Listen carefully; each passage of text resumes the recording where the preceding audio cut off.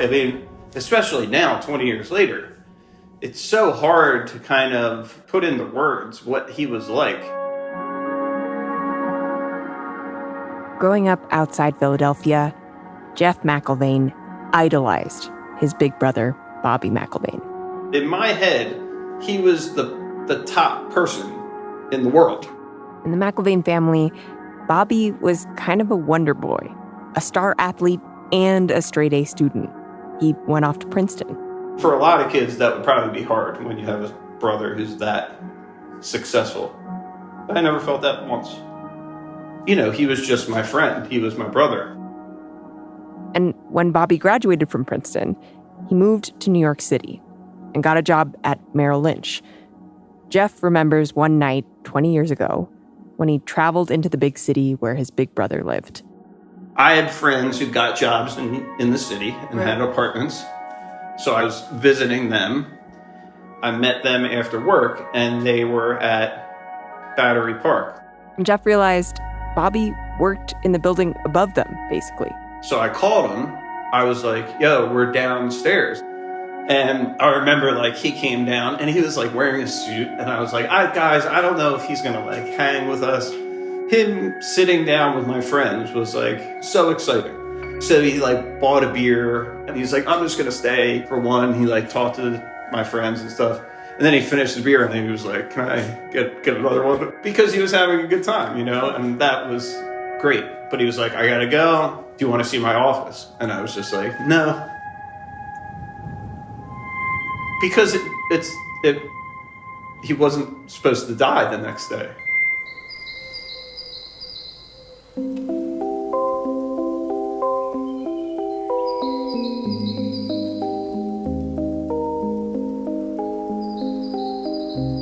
Jeff is one of the thousands of people who lost someone they love on September 11th, 2001. 20 years ago now. His big brother, Bobby McIlvaine, died that day in New York City at the age of 26. It haunts me, though. You know, to think, like, he was, like, reaching out and saying, you know, I want to show you my office. And I was just like, nah. But what specifically about it haunts you, right? Because, I mean, it was the last time I saw him. He told this story to Atlantic staff writer Jennifer Senior, who wrote about the McIlvaines for The Atlantic magazine. How did this story come into your life? Well, I mean, the most obvious way it came into my life is that I knew Bobby McIlvaine. He was my brother's roommate in college. He was my brother's roommate in New York City when they were young men starting out. I would visit my brother at Princeton, and Bobby would be there, and he would just be ridiculously precocious and charming. He wanted to be a writer, but one of the things that Bobby learned early in his life in publishing is that a lot of people in publishing came from upper middle class families. They had cushions of money beneath their toes. And Bobby's family didn't have that kind of money. And Bobby knew he wanted to make a living, and so he went into corporate PR after 2 years of being in book publishing. And that's how Bobby ended up working for Merrill Lynch and going to a work conference on one of the top floors of the North Building of the World Trade Center on the morning of September 11th. I went down, had coffee, and was going over my work. Like many Americans on that morning, Bobby's mom, Helen, was starting her workday as a teacher. And they had the TV set on in every classroom. And my knees buckled, and I had to be helped. Bobby's dad, Bob Sr., also a teacher at the time, was also at work. It was on TV, and I called Helen. And of course, the first thing we tried to do was get a hold of Bobby. We kept calling. Now, the phone was ringing, but no answer. No one could reach Bobby. Not his parents, his friends, his girlfriend, or his brother Jeff. And I was like, Bobby just might have died. You know, like he might have had to be running from that building. And that was just, We all slept downstairs together. I slept on the couch, my parents slept on the floor, and we had to be together. It took another full day before Jeff, Helen, and Bob Sr. were finally called down to the armory, where they were greeted by a police officer. She just handed me this paper, and it had a list of people, but in highlighter was Bob McIlvaine, DOA. Dead on arrival. There were only roughly 100 civilian bodies recovered from the World Trade Center. So it was indeed a sort of bittersweet miracle that they had one. And I looked up and I said, he's dead.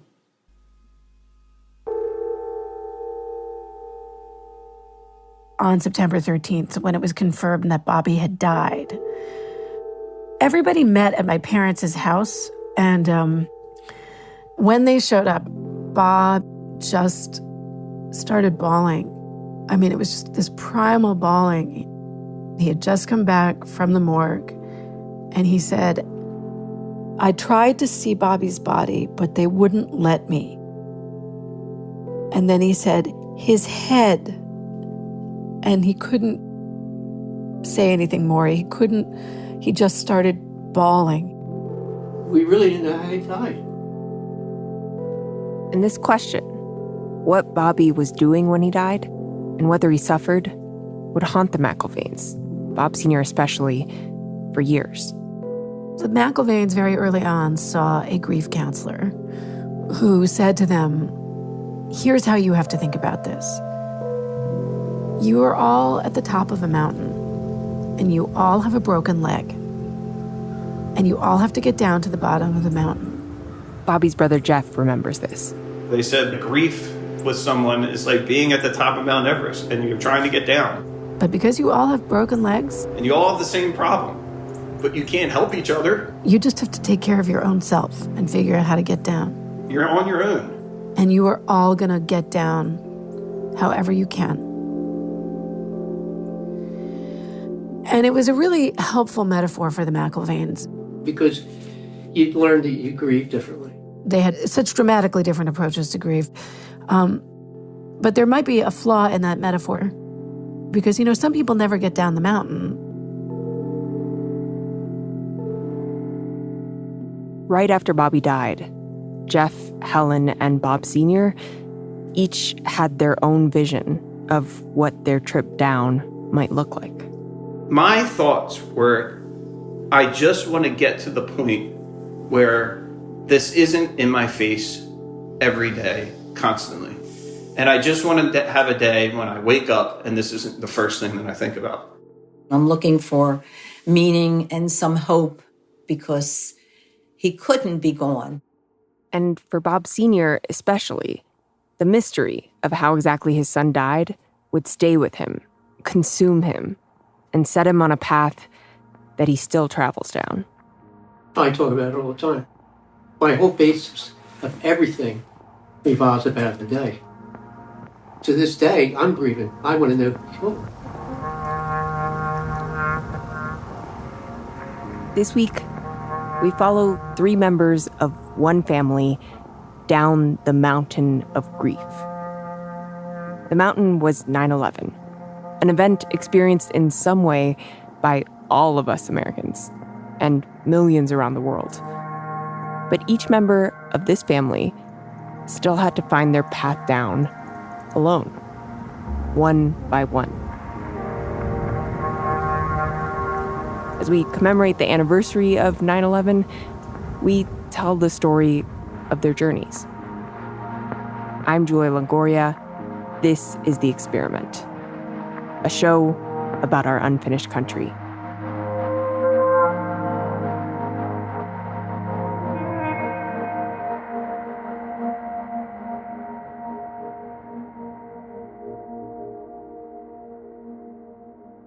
So, 20 years after the McIlvaines lost Bobby, Jennifer Sr. sat down with each member of the family individually. How many folders do you have there, Bob? My God.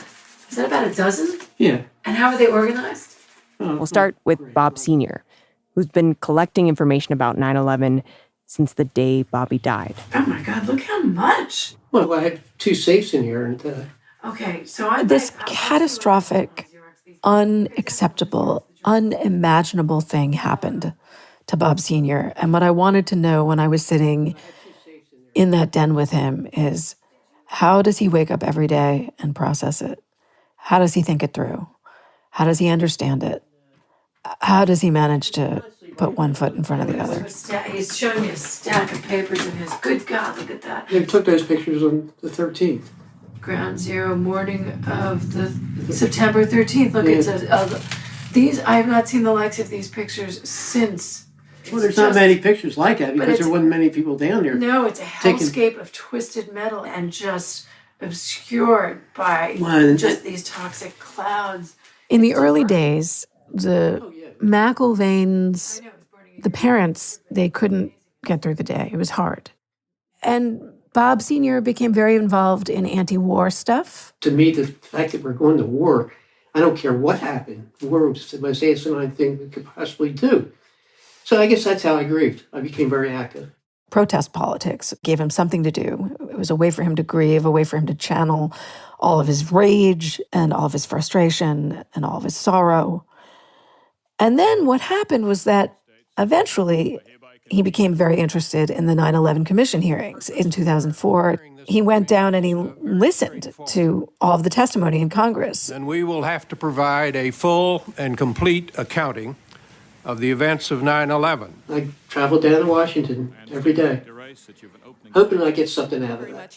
I was hoping I'd get answers. That's the only reason I was going down there to get answers. What in the world happened? If anything might have helped stop 9/11, it would have been better information about threats inside the United States. He listened to Condoleezza Rice testify before Congress about what the 9/11 Commission had found. Did you tell the president at any time prior to August 6th of the existence of al-Qaeda cells in the United States? First, let me just make certain. If you could just answer that question, first, because I only have a very limited... I understand, Commissioner, but it's Did you important, tell the important that I also address... Condoleezza Rice was so bad, it was like a filibuster. She wasn't giving us any information. What was the question she wasn't answering? That was Every question. She would just... He thought it was weird that we went to war. Why Iraq? Which was a reasonable question. And he thought that she was just hiding something. He thought she wasn't telling them the full truth. And it made him furious. I went nuts afterwards. I just walked out and I just said, this is fucking it. The whole story is a rotten egg. It is false. And I think that's really where he broke off from all of the anti-war folks. He really became much more radicalized after that. I became very militant, and till this day, I'm very militant. I want to know what the true story is. And of course, at the beginning, I didn't know anything. And, the internet was building and building and building at that time. There was more and more and more rabbit holes to go down if you wanted to, more things to research. And he became a detective. You had to say, why 9/11? And that's a big question for anyone. Why 9/11? What do you mean? Why? Well, I believe the government did it. He just decided that the whole thing was an inside job. Bobby died, What means the most to you of the stuff around you? That he was murdered. That's the only thing that matters to me. So Bob Sr. believed that the government wasn't telling him the truth about how or why. I was hoping to get answers, and I got no answers. So whose job is it then? I figured, well, it's my job. And weirdly, one of the things that triggered his suspicions was finally seeing the New York City medical examiner's report. When Bobby died, Bob Sr. hadn't seen the body. I remember going to the morgue. She said, I strongly recommend you don't see the body. And so he never did. And he always felt terrible about it. Because I felt so guilty that I didn't do it. He was laying the blame on himself, saying that it was his own weakness for not having insisted. You still regret it, though. So around 2005, or somewhere around there, it could have been 2006, 2007, I don't know. But at some point, Bob Sr. decided that he was ready to look at that report. You can see the nature of the injuries. Right. Right? Just a warning here, especially if you have young kids in the room, this description is disturbing. So skip ahead about 40 seconds if you need to. Bob got the medical examiner's report, and what he discovered was that Bobby's head had mainly been blown off. A little bit of the back of his head was intact. His right arm was missing. So now we know, of course, why the medical examiner didn't want him to see him.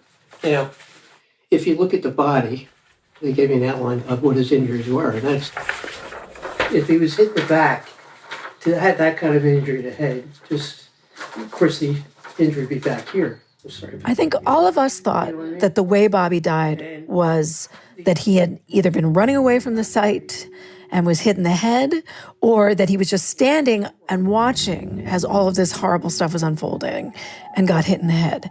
And the reason we thought this, there were two reasons for this. Number one, his body was recovered, and that in and of itself was very unusual. If he had been trapped at Windows on the World, he would have incinerated instantly, right, with all the people up there. So that's reason number one. And reason number two is that on September 13th, a New York City detective actually told Bob Sr.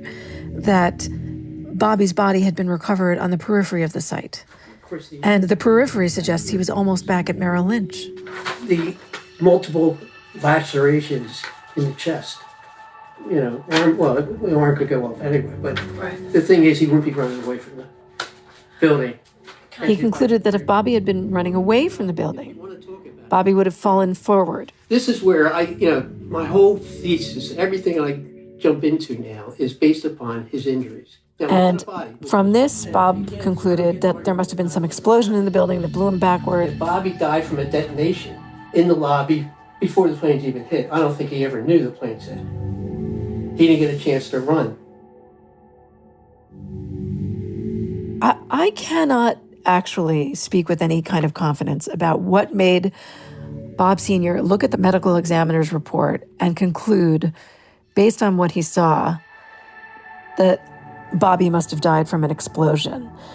A medical examiner who I spoke to didn't seem to think that there was anything inconsistent about a very different hypothesis, which is that burning debris could have fallen and done this to him. How do you make the distinction between the work you're doing and other things that are labeled conspiracy theories? Well, that's why I spent so much time reading history. Because if you make comparisons, to kill 3,000 people is absolutely nothing to empire. So this has become Bob's mission. He is now evangelical about spreading the word about American abuses of empire. He thinks that 9/11 was an inside job, and it wasn't to justify the war in Iraq, but it was, in point of fact, to destroy FBI offices that were located inside the World Trade Center. I mean, it's a very elaborate kind of idea that he has about how they were investigating the American use of Japanese gold that we had secretly requisitioned during World War II and were using to destabilize the Soviet Union. I don't think it stands up to scrutiny. The FBI, as far as I can tell, didn't have an office in the Twin Towers. But there are people who take him and this theory quite seriously. Because I speak out so much, the word just spreads. The Russians came over, they spent 2 days here. They wanted to hear what I had to say. France came here, stayed a few days to talk. And he has been invited to speak all over the world at conferences about terrorism. I traveled down to Colombia, Italy, Japan, was down at Fort Benning once. I think he believes that it's a way of converting his grief into purpose. I like being angry. Why do you like being angry? Because I want people in the world to know who killed my son. What do you get out of this? What A better world. A better world. I think about it every day.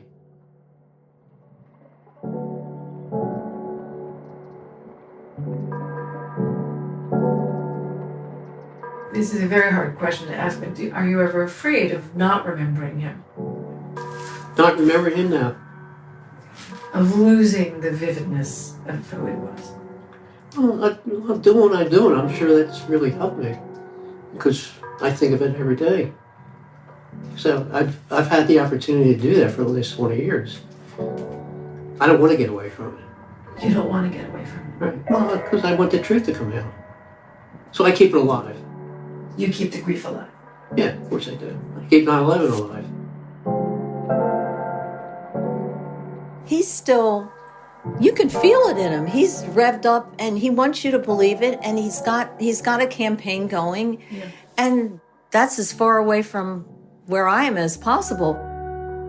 Bob's wife, Helen, is in no way interested in investigating their son's death the way that Bob is. She once, in fact, told me that she would walk across the country not to learn all of the things that Bob has discovered. Yeah, oh my gosh, I would have, and farther, and come back again. And then I would do anything not to have to ever see.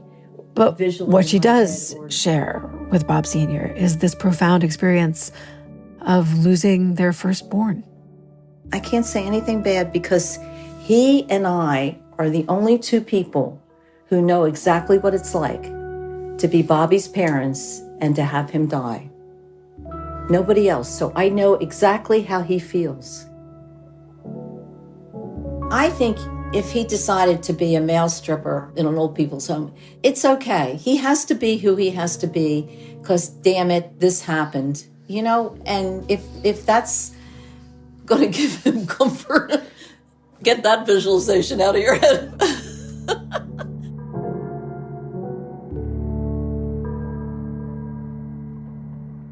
While Bob Sr. traveled the world, thinking every day about his son's death, his wife Helen and son Jeff were making their own individual ways down the mountain. How? After the break.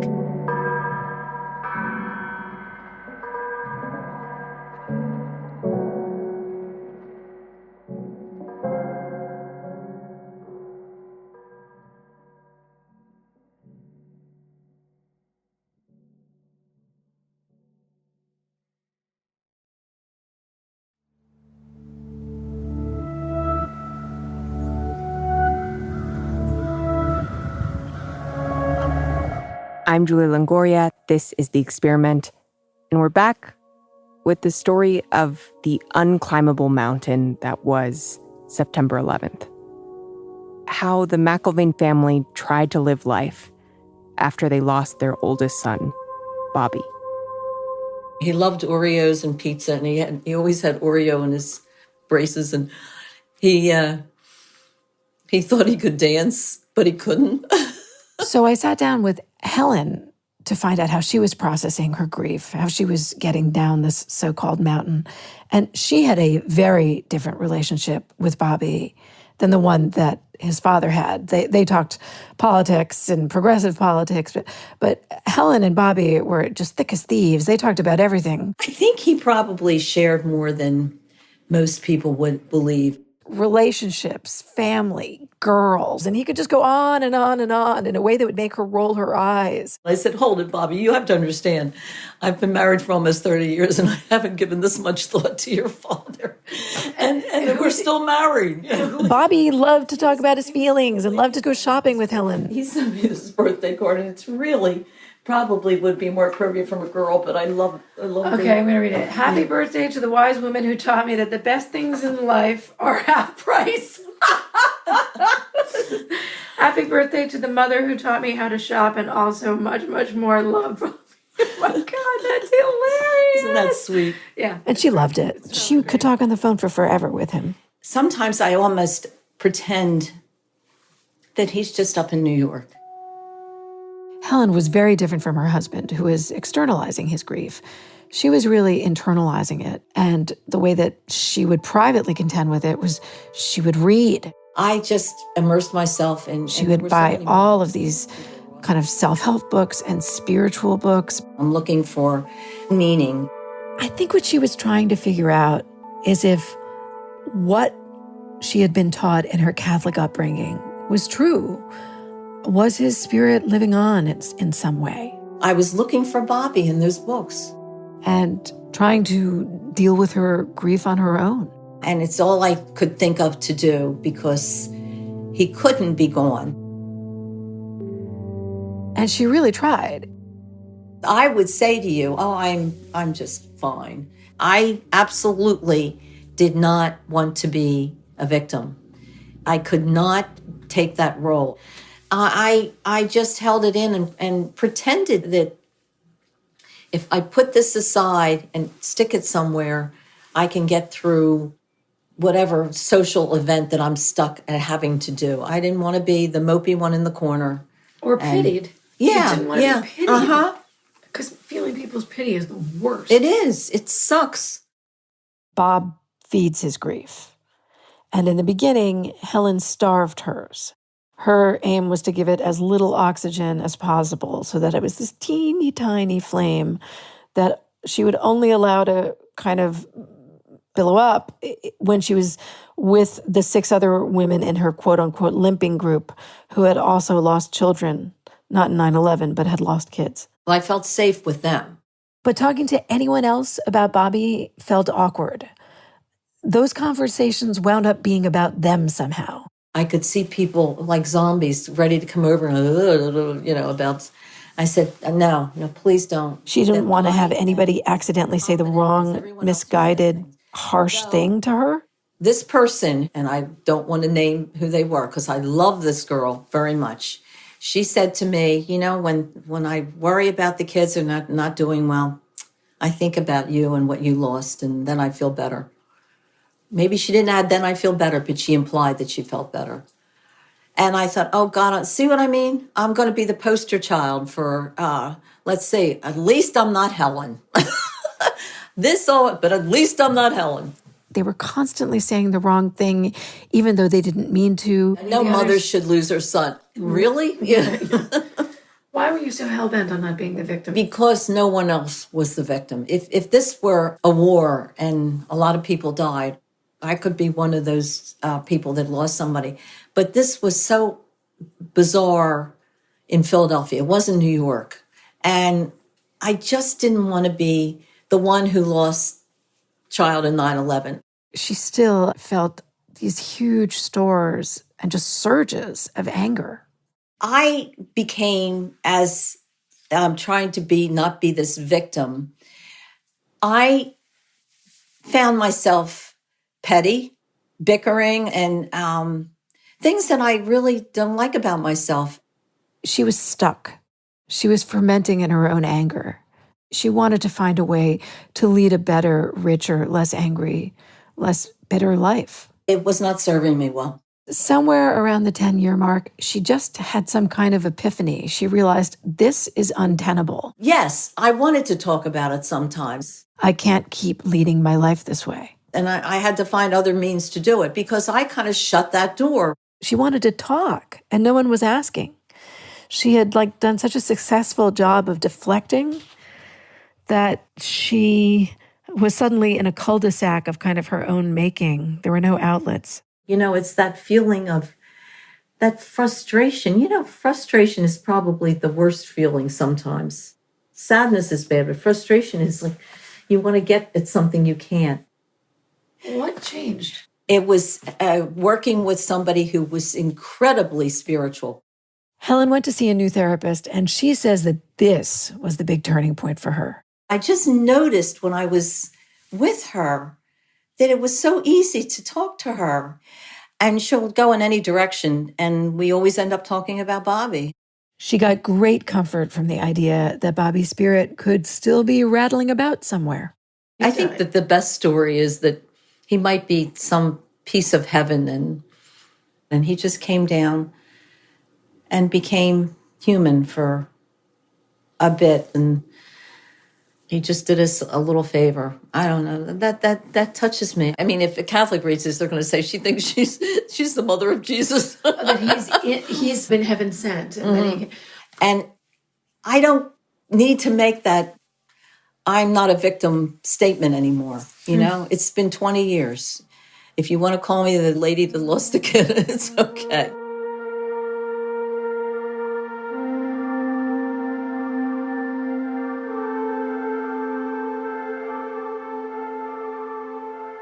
So I think if we're going back to the mountain metaphor, it's an imperfect metaphor, but if we are going to indulge it, I think for Helen, there are times she's definitely down the mountain, but times that she's very open about being right back up at the top again, feeling depressed and at a loss. We know that Bob McIlvaine almost chooses to stay at the top, although he comes down from time to time. But if there was any hope of them getting down, they were really going to have to follow Jeff. I was alone in this. Not totally, but my parents were in a similar situation. They were both parents. They had each other. I was 22 years old, about to start my life, and I remember feeling like I felt a responsibility to not die. So Bobby died when Jeff was so young that Jeff, who is very self-deprecating and who you could mistake for being just kind of an average Joe because that's how he likes to present himself, he's not. He is so psychologically astute and so perceptive, ridiculously so, and very funny, so wise. He told me that the day he found out that his brother died, he made a conscious decision that he had to lead a rich and full and rewarding life. I remember thinking that like on the first day, I can't let this ruin me, because then what would he think? You know, imagine if he knew that my parents and my brother never were able to recover from that, how bad that would make him feel, you know? It was almost a promise he made to Bobby in his head that he was going to lead this beautiful, fulfilling life. Throughout this whole process, I said that the only person I can really talk to about this is Bobby, and he's dead. But how can you make good on that promise when you are grieving this tragedy that the nation and the media will never let you forget? Bobby dying on September 11th, you couldn't get like a bigger version of death, you know? And I think it slowed a lot of things. It was an extended period of shock, because there were times where if you sat here and had me talk, I wouldn't cry. I just couldn't do it, because I think my brain, and from what I've understood, I've read a lot about it and talked to therapists, and your brain can only handle so much. So I would just not be able to access these feelings. So like people would ask me, how you're doing? And I'm like, I feel like I'm doing fine. The problem is that everyone was traumatized by September 11th. My biggest pet peeve, and people still do this to this day, is you tell them about your brother, and then they tell you the story about their experience with September 11th. And then they go, we were worried, and we couldn't get a hold of my one son and everybody. And then we got a hold of him, and he was fine. And you're like, thanks. Our experience was a little bit different. I appreciate, but like, I don't understand why they think I'm going to go, thank you for sharing that with me. But they wanted to be a part of it. And that was part of the whole thing where I like started keeping people away. I think he just learned to not talk about it, and he learned to stifle his grief a lot like Helen. And the only ways that he could really feel his grief in the beginning were if he drank. It was easier to sort of disinhibit himself. And I remember talking to my therapist about this. I was like, sometimes I get drunk just so it takes away those barriers. Yeah. I tried to get a hold of these feelings, but it's like, you can't, it doesn't let you. But drinking is a young man's strategy. It's obviously not going to serve you well as you get older. And Jeff got older, and he became more mature, and he met a terrific woman. And that's where my wife came in. I mean, you know, I don't think it would have gone as well if I didn't meet her. I think I would have been pretty destructive, you know?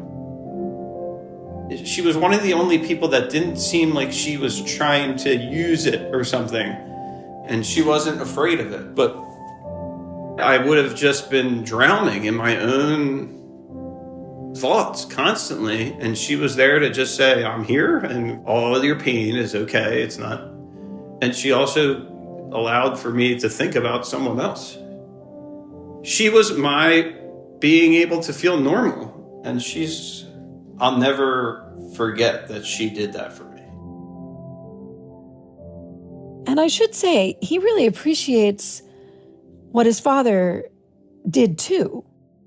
I started going down the path that my dad's going down, but I can't do it. I get so freaking angry.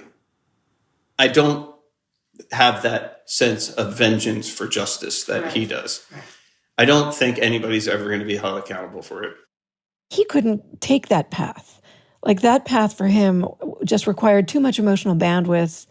It required a kind of emotional stamina that he just didn't have. I also know that I can't live a happy life if I'm delving into it. You know what the recipe is for having a happy life if you're Jeff McIlvaine? You have 4 children. I was so happy when I started having kids and being able to focus on them. And I think, family is, when you go through something like this, you just realize it's like the only thing. He had 4 kids, and the oldest is a boy, and they named him Bobby. And they talk about Uncle Bobby regularly. He's just a big part of their lives. When he died, it's like a very selfish time, I think, when someone dies that's like that close to you. Because you're not like, I feel bad for them that they died. You're thinking, I feel bad for myself that I don't have them anymore. But as time goes on, I've been living 20 years without him, so I'm used to it.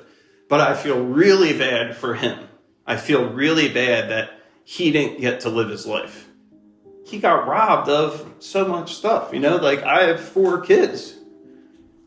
He never got to do any of that, He never got to meet any of them. He barely lived. Where that you can't have that feeling when it first happens, because the loss hurts so much. It sounds faux pas to say it, but if my brother didn't die, I can't imagine that I would be as appreciative of my life as I would be if he hadn't died. Now, of course, I wouldn't choose, you know what I mean? But this is the way it is, you know what I mean? It's not a choice. He died. And I can honestly say today that I'm happy that I had Bobby as my brother. More than I'm sad that he's gone. And that's a very hard process to get to. And thinking back to those early days, that's all I wanted to get to.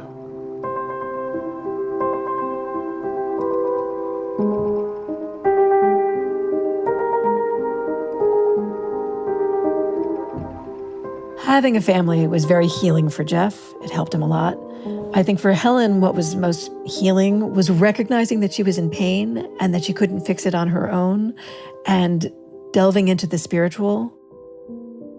Bob Sr. is the person who I thought may just sort of inhabit his grief for forever, and that might be his life strategy. But when I talked with him back in April, he said something that just floored me. Do you ever feel like it's too much of a preoccupation? Maybe not for you, but for the people around you? Yeah. All the time. This might be my last year. Well, I'm sorry? This could be my last year. This could be because of that. Yeah. You think that it has gotten in the way. How has it gotten in the way? My anger. I'm sick of being angry. You're sick of living with it yourself. Yeah.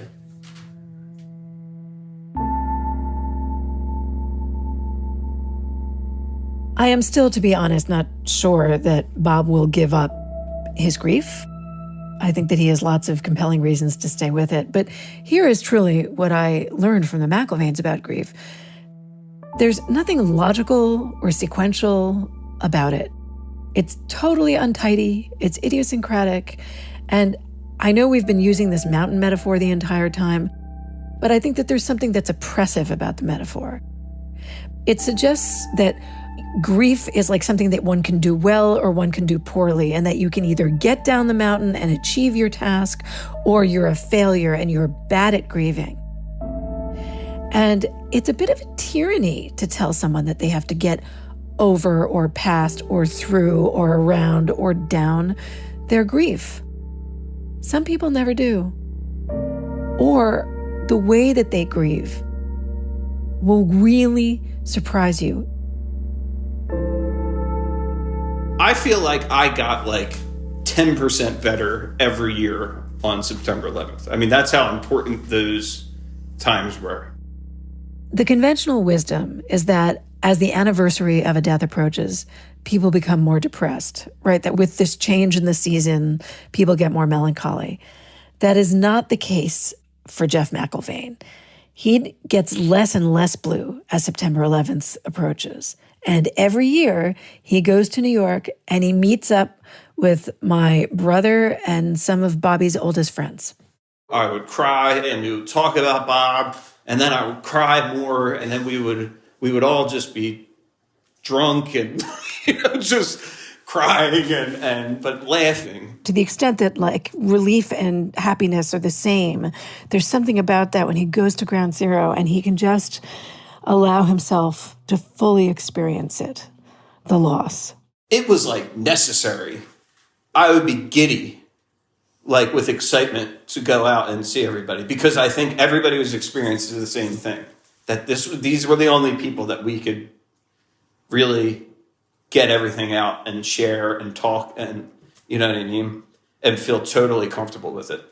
It was like my favorite days of my life in the past 20 years have been, aside from my kids and stuff, but like, it was like if you were like in jail or something, and then one day you're allowed out and you can go do whatever you want. That's what it felt like. It felt like I get to get out of this like just constant feeling of like this is pressing down on me, and I get to just be relieved for a night.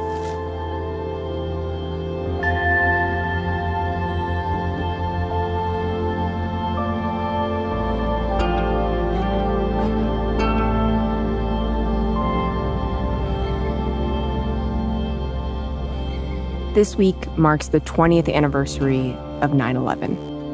9/11, the national news event.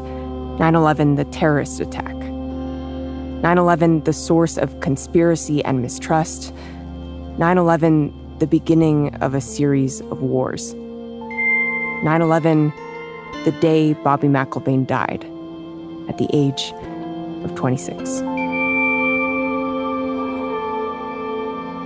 I think Jeff and his family are really looking forward to this 20th anniversary, honestly. At the memorial this year, friends and family will be reading, as they always do every year, the names of the almost 3,000 dead. And this year, Jeff's son, Bobby McIlvaine, he'll be among the readers. And I don't know how many names he's going to be reading, but I know that the last name he will say will be, "And my uncle, Robert George McIlvaine."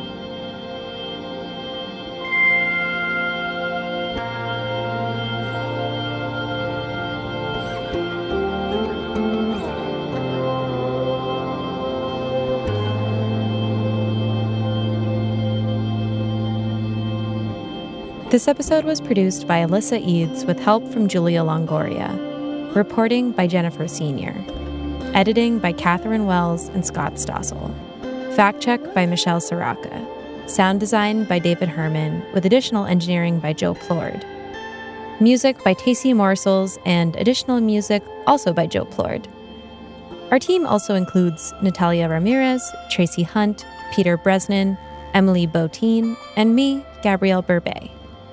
You can read Jennifer Senior's article, What Bobby McIlvaine Left Behind, and more on our website, www.theatlantic.com/experiment. And if you're enjoying this podcast, please take the time to rate and review us on Apple Podcasts or wherever you listen. The Experiment is a co-production of The Atlantic and WNYC Studios. Thanks for listening.